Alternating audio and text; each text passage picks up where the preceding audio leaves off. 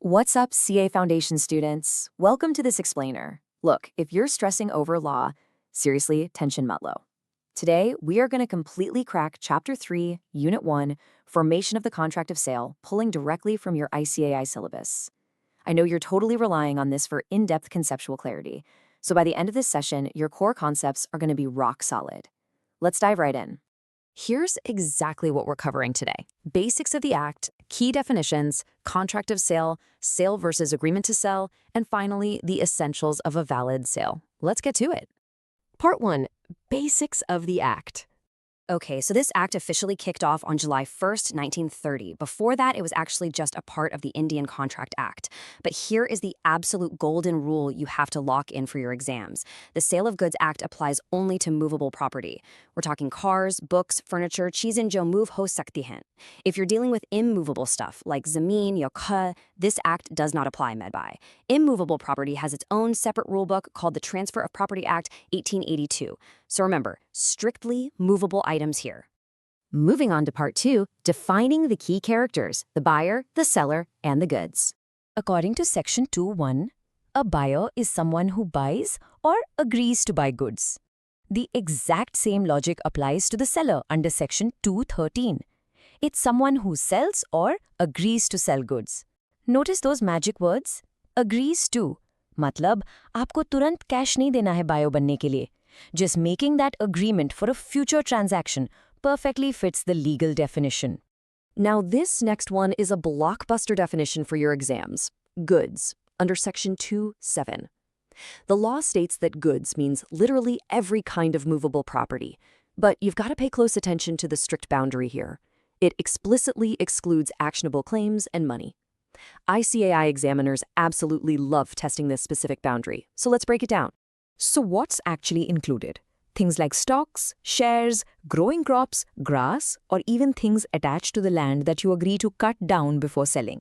Like if you contract to sell timber and agree to cut down the trees to make bundles, that timber is a good. But what is excluded?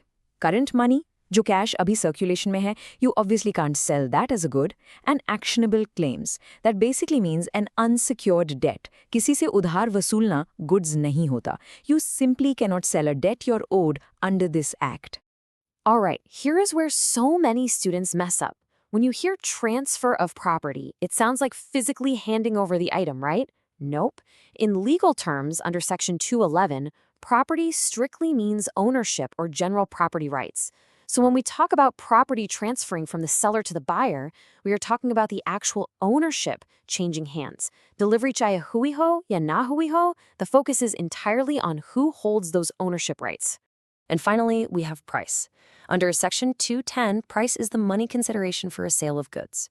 You can't just swap an apple for a banana. That's barter, not a sale under this specific act. But you absolutely can do a mix of money and kind, like trading in your old laptop plus handing over some cash for a brand new one. That perfectly qualifies. Section 3. What exactly is a contract of sale? Under Section 4.1, a contract of sale of goods is a contract with a seller transfers or just agrees to transfer the property and goods to the buyer for a price. Basically, a contract of sale is a big umbrella term, ye ek bada umbrella hai, that covers both an immediate sale and a future agreement to sell. Both of these are perfectly valid contracts of sale. Now, to make sure this contract is actually valid, you need 6 essential ingredients. Number 1, 2 different parties. आप खुद को तो goods नहीं बेच सकते ना? Number 2, the subject matter has to be movable goods. Number 3, a price paid or promised in money. Number 4, a transfer of general property, meaning ownership, needs to happen. Number 5, the contract can be absolute or it can have conditions attached. And number 6, all the standard elements of a valid contract, like free consent and competency of parties, must be there. Section 4, Sale versus Agreement to Sell. This is a heavily tested topic, so pay close attention. It all comes down to timing. In a sale, the property, the ownership, transfers from the seller to the buyer immediately. Kaam khatam. So we call it an executed contract. But in an agreement to sell, that ownership does not transfer right away. It transfers on some future date or maybe only after a specific condition is met. आपको wait करना पड़ेगा, making it an executory contract. Just remember, sale equals immediate, agreement to sell equals future. Now, Section 4.4 explains this magical moment of transformation. How does an executory agreement to sell suddenly become a completed sale? It's simple. An agreement to sell becomes a sale the exact moment the agreed-upon time elapses, or those specific conditions are finally fulfilled. Bam! Once that happens, the ownership officially transfers. Let's use a classic ICI module example to really lock this in your brain.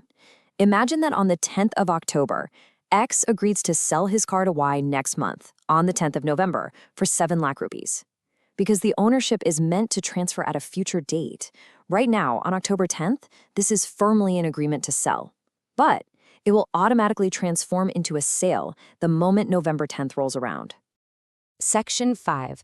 Essentials of a valid sale and the classification of goods.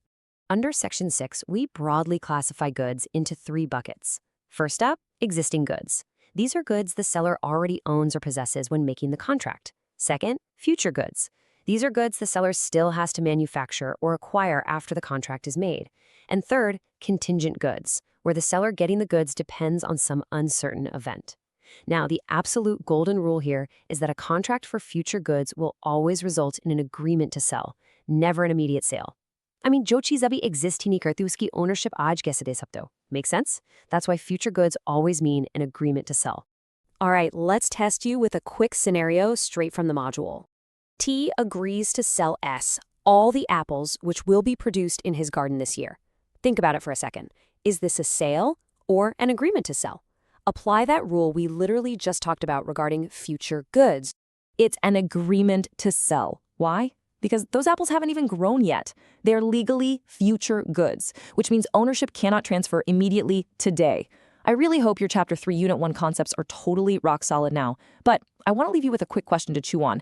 If T makes an agreement to sell those specific apples, but a massive fire destroys the garden right before the harvest, who takes the massive financial hit, T or S?